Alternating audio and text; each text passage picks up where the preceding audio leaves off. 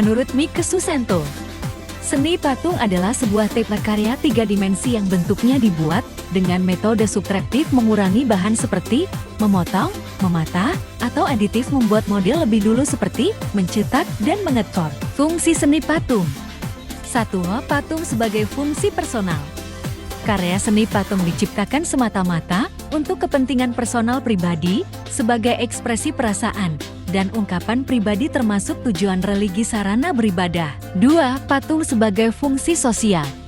Patung diciptakan untuk memperingati suatu peristiwa yang bersejarah atau mengenang jasa seseorang pahlawan besar dalam sebuah bangsa atau kelompok dalam catatan sejarah.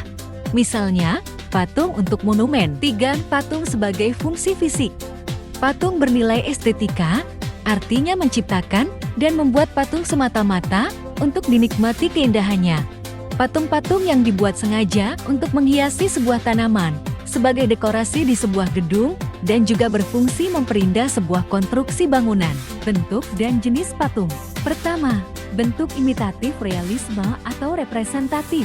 Corak ini merupakan tiruan dari bentuk alam manusia, hewan, dan tumbuhan. Perwujudannya berdasarkan fisik plastis atau bentuk fisik baik anatomi proporsi, harmoni, dan kesatuan unity bentuk. Patung corak realis tampak pada karya Hendro Sabtoto dan Ibi Sunarso. Kedua, bentuk non-figuratif abstrak. Patung ini secara umum sudah meninggalkan bentuk-bentuk alam untuk perwujudannya, bersifat abstrak. Patung yang tidak menampilkan bentuk yang umum dikenal seperti bentuk-bentuk yang ada di alam.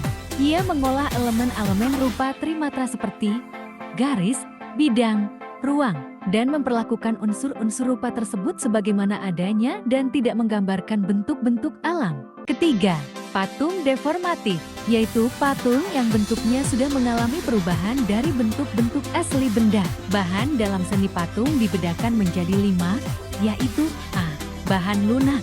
Bahan lunak adalah material yang empuk dan mudah dibentuk, misalnya tanah liat, lilin, plastisin, dan bahan yang mudah dibentuk lainnya.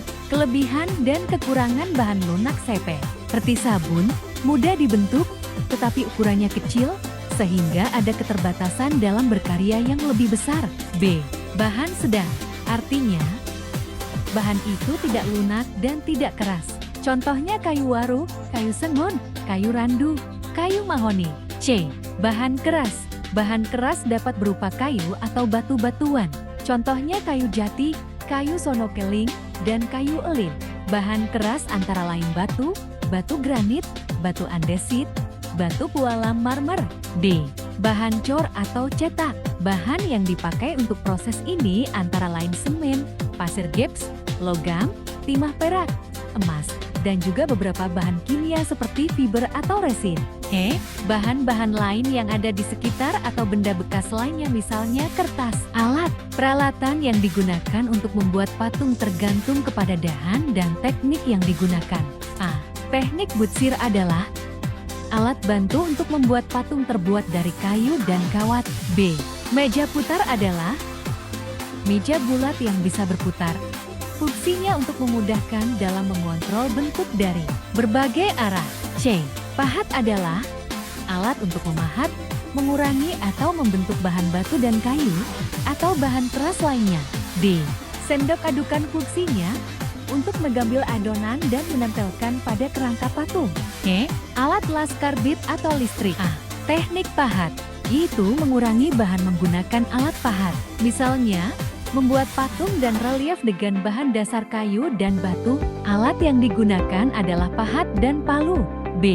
Teknik butsir, yaitu membentuk benda dengan mengurangi dan menambah bahan, misalnya membuat keramik dengan bahan dasar tanah liat. Alat yang digunakan adalah sudip. C. Teknik cor, yaitu membuat karya seni dengan membuat alat cetakan, kemudian dituangkan adonan berupa semen, gips, dan sebagainya sehingga menghasilkan bentuk yang diinginkan. Alat yang digunakan adalah cetakan. D. Teknik cetak, yaitu membuat karya seni dengan cara membuat cetakan terlebih dahulu. Misalnya, membuat karya patung kerajinan dengan bahan dasar tanah liat atau semen.